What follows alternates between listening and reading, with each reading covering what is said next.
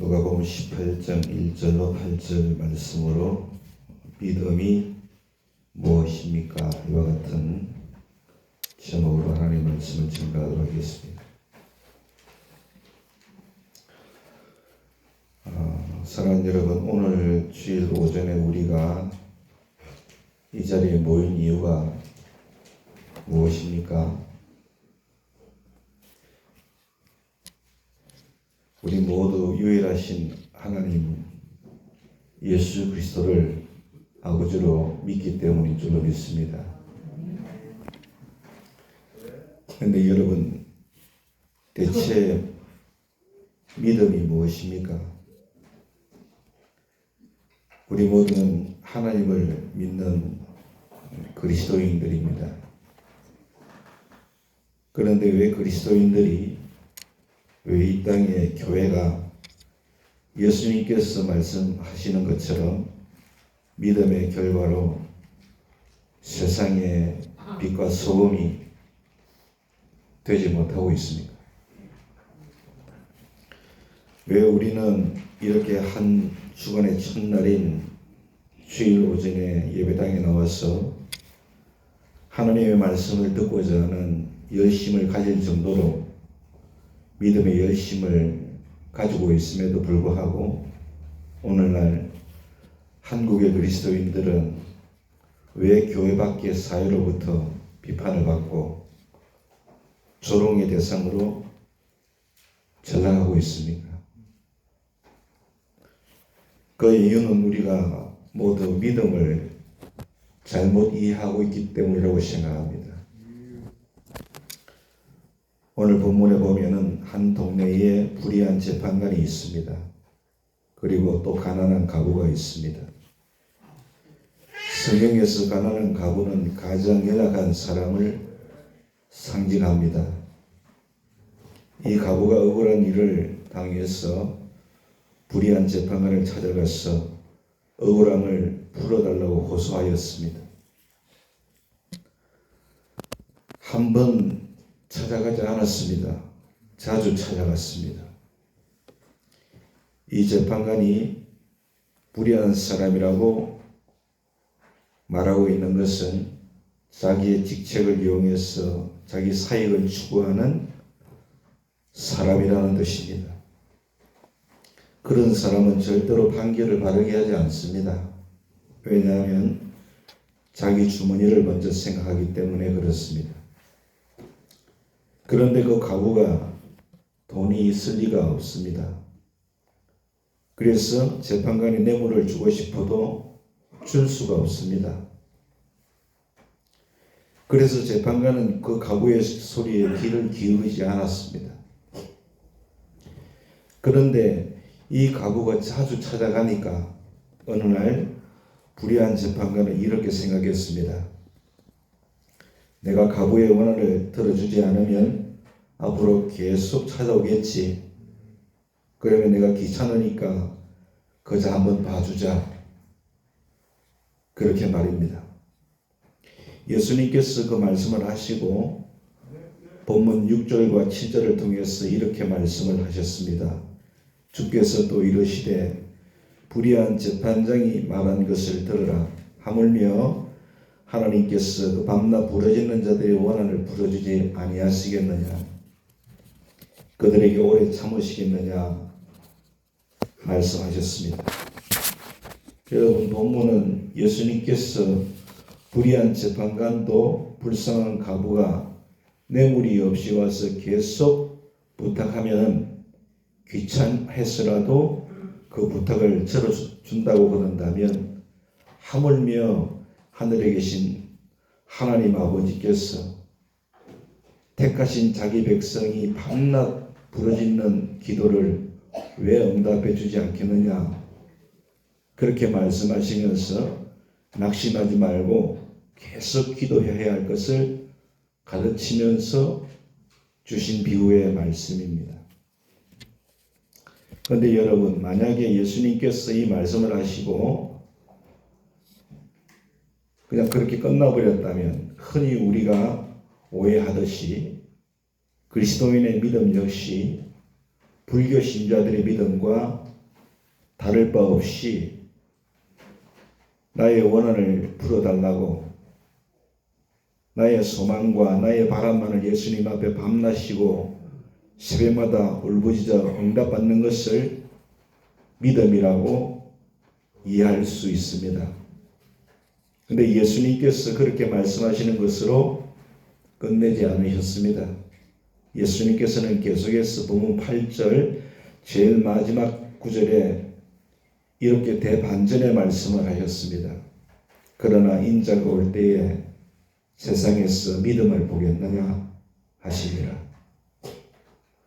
예수님께서 기도를 말씀하시면서 기도는 쉬지 않고 계속하는 것이다. 그렇게 기도하면 살아계신 하나님께로부터 응답을 받을 것이다. 그렇게 말씀하시면서 제일 마지막에 말씀하시기를 그러나 인자가 세상 끝날에 다시 올 때에 믿음을 보겠느냐 반문하셨습니다. 무슨 의미입니까? 나의 바람, 나의 욕구, 나의 뜻만을 하나님 앞에서 반복해서 계속 기도하는 것이 하나님께서 우리에게 요구하시는 믿음이 아니라는 것입니다. 여러분, 내가 원하는 소원을 계속 하려면, 그래서 응답을 받는 것이 만약에 믿음이라고 한다면 불상 앞에서 기도하는 불교 신자나 십자가 앞에서 기도하는 그리스도인이나 무슨 차이가 있겠습니까? 그러므로 예수님께서 인자가 세상 끝날에 다시 올 때의 믿음을 볼 수 있겠느냐고 하신 것은 예수님께서 세상 끝날에도 다시 오실 세상 끝날에도 대부분의 그리스도인들은 언제나 그랬듯이 자기 생각, 자기 뜻, 자기의 바람, 자기 소원만을 위해서 하나님 앞에 기도하는 그 자체만으로 그것이 믿음으로 오해하고 있을 것이라는 의미로 이 말씀을 주신 것을 우리가 알아야 됩니다. 사랑하는 여러분, 믿음은 하나님에 대한 알미입니다. 그리고 그 알무로 끝나지 않아야 됩니다. 믿음은 하나님에 대한 알미인데 하나님에 대한 알무로 끝나버리면 그 믿음은 관념이 됩니다. 머리로만 하나님을 아는 것이 되고 만다라고 하는 것입니다. 하나님에 대한 알미, 삶으로 이어지는 전 과정을 포괄하는 것이 믿음입니다. 그래서 믿음은 구체성이 결여될 수가 없습니다. 왜냐하면 우리의 삶의 태도는 추상적인 관념이 아니고 구체적인 현실이기 때문에 그런 것입니다. 여러분, 믿음은 매우 추상적인 단어입니다. 왜냐하면 보이지 않는 하나님을 믿는 것이기 때문에 그렇습니다. 그러므로 믿음이 무엇인지 구체적인 의미로, 구체적인 단어로 그것을 우리가 해석할 수 있어야 되고 재정립하려는 노력을 하지 아니하면 우리의 믿음은 아무리 열심을 가진다 할지라도 추상성에서 벗어날 수가 없는 것입니다. 구체성이 결여된 믿음은 그저 관념 또는 공허한 이론에 불과하다는 것을 우리는 반드시 알아야 됩니다. 예를 하나 들겠습니다. 대부분 교회에서 그리스도인들이 주일 예배를 마친 뒤에 나가면서 목사님과 악수를 합니다. 그리고 목사님께 인사를 합니다. 은혜 많이 받았습니다. 이렇게 인사를 하는데 여러분, 은혜 많이 받았다는 것이 무슨 말입니까? 목사님, 저는 지금까지 제 아내가, 제 남편이 잘못 행한 것으로 알고 미워했습니다. 그리고 저는 지금까지 그렇게 생각하면서 살아왔습니다. 그런데 오늘 목사님 설교를 들으면서 모든 잘못이 제게 있다는 것을 깨닫게 되었습니다. 그래서 오늘부터는 제 남편을, 제 아내를 사랑하기로 결심했습니다. 이 사람이 은혜 받은 사람입니다. 목사님, 제가 지금까지는 제 주머니를 위해서 불법을 저지르면서 살았습니다. 탈세를 했습니다. 그런데 오늘 제가 목사님 설교를 들으면서 앞으로는 법을 지키면서 살기로 하나님 앞에 결단했습니다. 은혜를 끼쳐주셔서 감사합니다. 그것이 은혜 받은 것입니다. 그러므로 은혜 받았다는 의미는 설교 말씀을 듣고 양심의 가책을 느끼고 성찰하고 과거의 잘못된 삶을 청산하고 말씀대로 살기로 결단하는 것이 은혜 받은 것입니다. 그래서 은혜 받았다는 것을 단어로 표현하면은 양심의 가책, 성찰, 청산, 결단 이와 같은 것들로 구체화할 수 있는 줄로 믿습니다.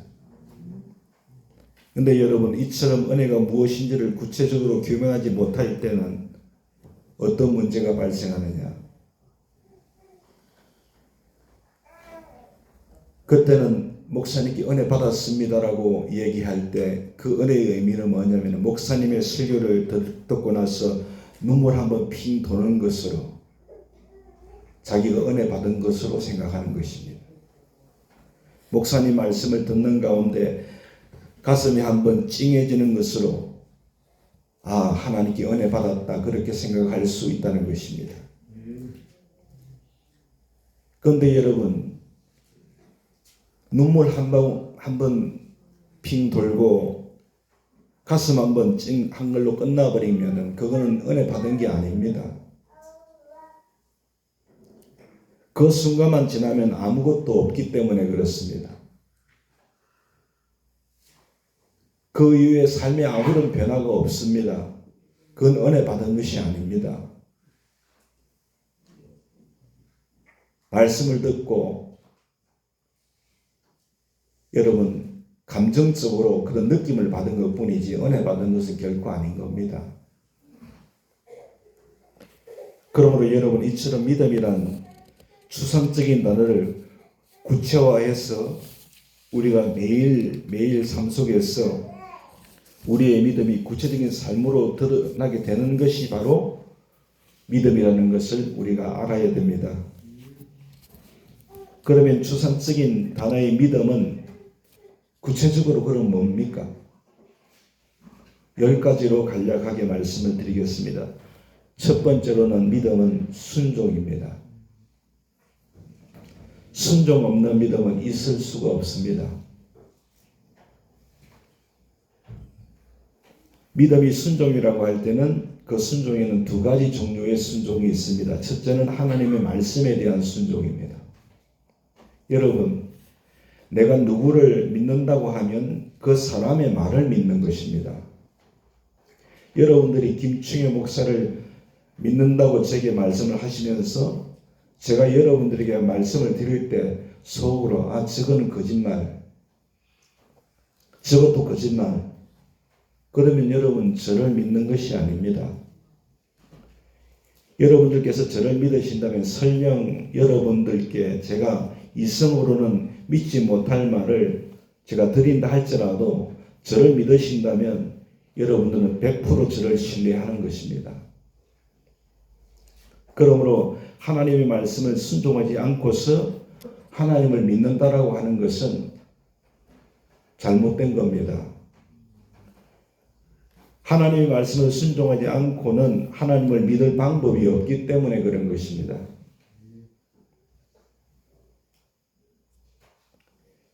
순종의 2번째 대상은 주어진 환경, 상황에 대한 순종입니다.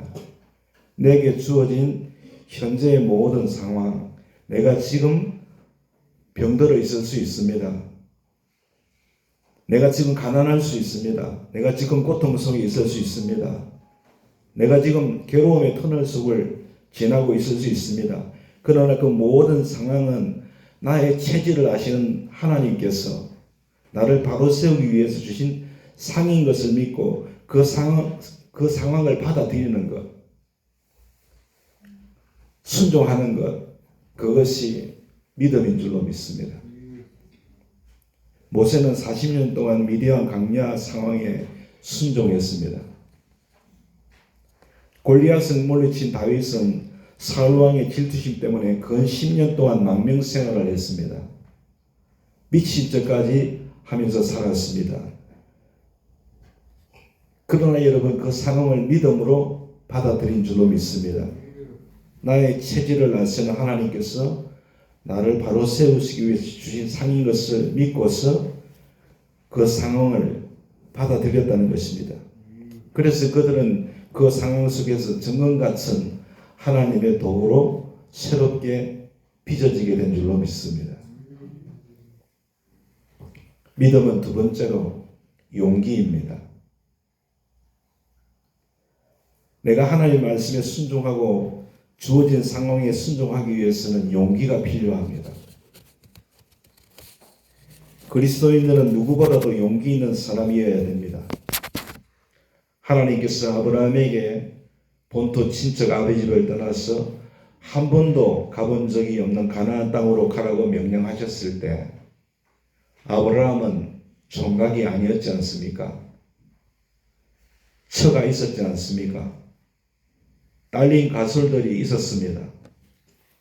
그들을 데리고 미지의 땅으로 가는 것 용기 없이는 되지 않습니다.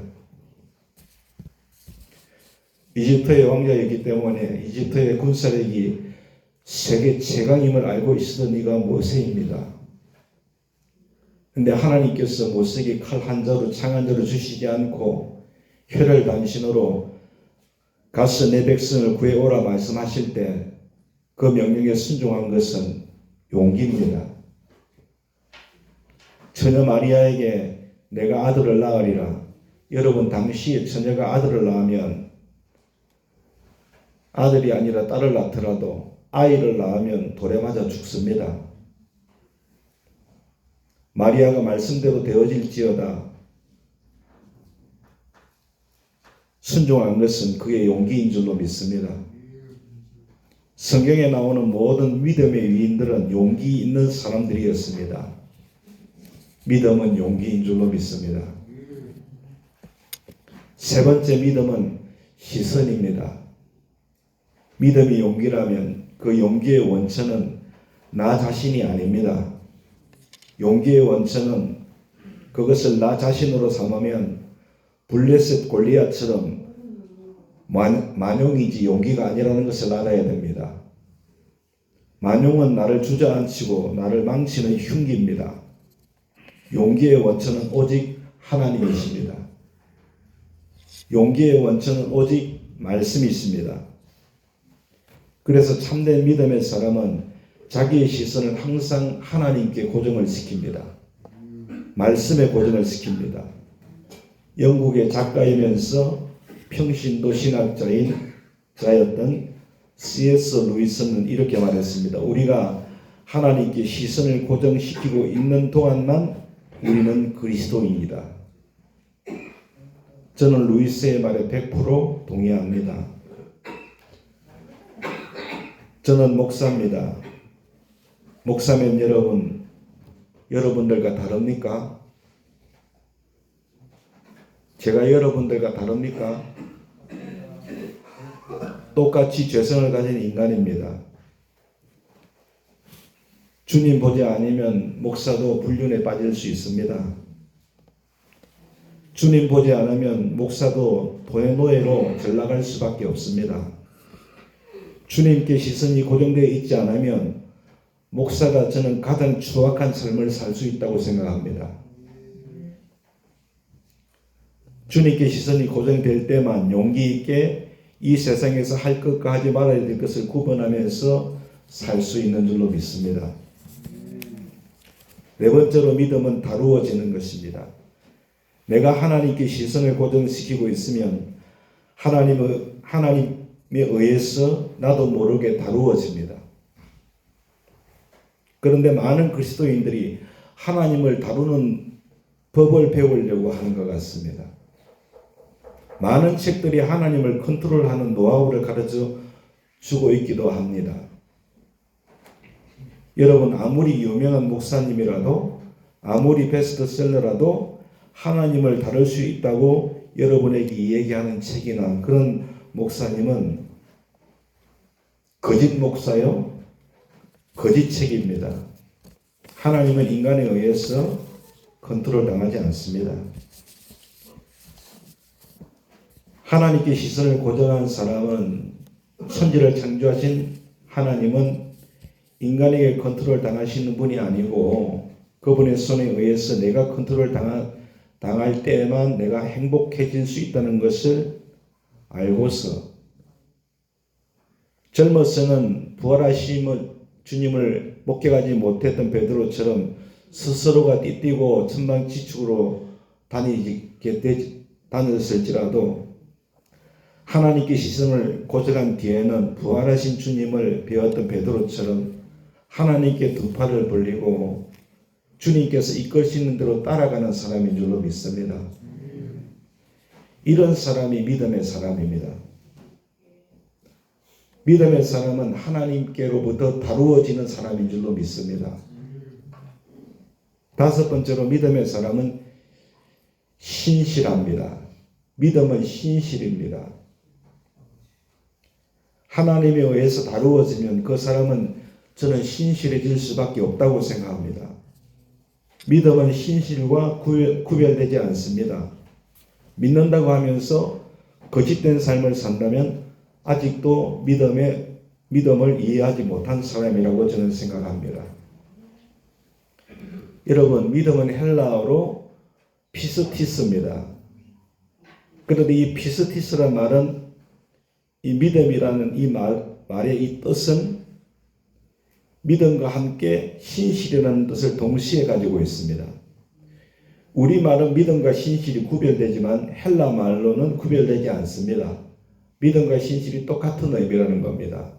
그래서 여러분들이 신약 성경을 읽으실 때 믿음이라는 단어가 나올 때 그 단어를 신실로 대체해서 읽으면 더 정확한 의미로 여러분들이 깨달을 수가 있습니다.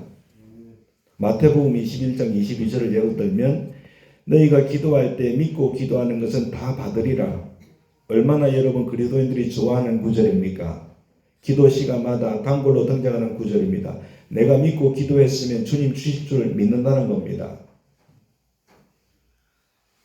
그러나 여러분 그 믿음을 신실로 바꾸어 보십시오. 너희가 기도할 때 신실하게 구하는 것은 다 받으리라. 신실한 사람은 헛된 것을 구하지 않습니다. 신실한 사람은 욕망의 것을 구하지 않습니다. 신실한 사람은 자기의 것을 구하지 않습니다. 신실한 사람은 하나님의 뜻을 구합니다. 그러니 하나님의 뜻이 그 사람을 통해서 이루어지는 것은 너무나 당연한 겁니다. 너희가 구하여도 받지 못하면 너희 정욕대로 쓰려고 잘못 구함이라 주님 말씀하셨습니다. 신실하지 못하기 때문에 그런 겁니다. 하나님의 뜻을 구해야 됩니다. 그 기도의 응답이 이루어지는 건 너무나 당연하지요. 여러분 믿음은 신실입니다. 거짓이 없는 겁니다. 여섯 번째로 믿음은 눈에 보이는 겁니다. 믿음은 여러분 눈에 보입니다. 예수님께서 가버나움에 가셨을 때 백부장이 나오지 않습니까? 내 하인이 중풍병에 걸렸으니까 예수님께서 좀 고쳐주십시오. 가자 내가 고쳐주리라. 백부장이 주님께 말씀드립니다. 주님, 내게도 수하에 사람이 있습니다. 가라고 명령하면 가고 오라고 명령하면 옵니다. 나는 주님같이 크신 분이 내 집에 오시는 건 내가 감당할 수 없습니다. 주님, 내 하인에게 그저 중풍병에서 나음을 얻을지어다 명령만 해주십시오. 나을 줄 믿습니다. 예수님께서 뭐라고 하셨습니까? 내가 이스라엘 중에서 이러한 믿음을 보지 못하였노라. 그렇습니다, 여러분. 믿음은 눈에 보이는 것입니다. 사도 바울이 루스드라에 가서 설교하는데 그 앞에 앉아있던 사람 가운데 한 사람, 여러분 선천적으로 하반신이 마비된 사람이었습니다. 설교를 하다가 그 사람에게 구원받을 만한 믿음을 봤다고 했습니다. 눈으로 믿음을 보았습니다. 내 발로 일어서라. 그 순간에 그가 일어난 줄로 믿습니다. 여러분, 믿음은 눈에 보이는 것입니다. 여러분 다 아시지 않습니까? 어느 교회이든 간에 누가 정말로 주님 앞에 헌신된 그리스도인인지 여러분 다 아시지 않습니까? 어느 분이 하나님 앞에서만 헌신하고 돌아서서는 하지 않는지, 어떤 분이 예배당에서만 그리스도인이고 일터에서는 전혀 엉뚱한 사람인지 여러분 다 아시지 않습니까? 어느 교회에서든 다 아십니다. 왜 그렇습니까? 믿음은 눈에 보이기 때문에 그렇습니다. 중요한 것은 여러분들께서 다른 사람의 믿음을 눈으로 보실 수 있듯이 다른 사람도 여러분 개개인의 믿음을 눈으로 보고 있다는 것을 알아야 됩니다. 단지 말을 하지 않을 뿐이지요. 저분은 진실된 분, 저분은 아닌 분 다 보고 있습니다. 믿음은 눈에 다 보이기 때문에 그렇습니다. 7번째로 믿음은 자기 발견입니다. 믿음의 눈에 보인다고 하면은 다른 사람에게만 보이는 것이 아닙니다. 믿음은 눈에 보이는 것이기 때문에 자기 눈에도 보입니다. 새로워진 자기가 보인다는 것입니다. 여러분, 안데르센이라는 유명한 동화가 있지 않습니까? 오리떼 중에 유독 못생긴 오리가 있었습니다. 생긴 모양이 다릅니다. 오리떼 속에 있는데 색깔이 다릅니다. 목소리가 다릅니다. 걸음걸이가 다릅니다. 그래서 오리들로부터 미움을 매일 받습니다. 어느 날 하늘에서 멋진 새가 내려왔습니다. 오리들에게 물었습니다. 저건 뭐냐 했습니다. 오리들이 말했습니다. 백조랍니다. 그런데 오리 무리 속에 섞여있던 그 백조가 하늘에서 내려온 멋진 백조를 보고 저 백조는 어떻게 저렇게 멋질까 그렇게 생각하면서 넋을 잃고 바라봤습니다. 하늘에서 내려온 백조가 그 미운 오리 새끼를 보고 뭐라고 말합니까? 얘 너 왜 거기에 있니? 너는 백조야. 그제서야 자기를 오리로 알았던 백조는 백조인 자기를 발견했습니다. 백조를 보고 자기를 보니까 자기도 백조임을 알게 됐다는 것입니다. 이처럼 내가 교회에서 내가 어디에 있든지 간에 거룩하신 주님을 바라볼 때 예수 그리스도의 보혈의 능력으로 어려워진 하나님의 자녀가 된 나의 존재를 내 눈으로 보게 될 줄로 믿습니다. 이처럼 예수님의 보혈로 어려워진 자기를 발견하는 것이 뭐냐? 믿음인 것입니다.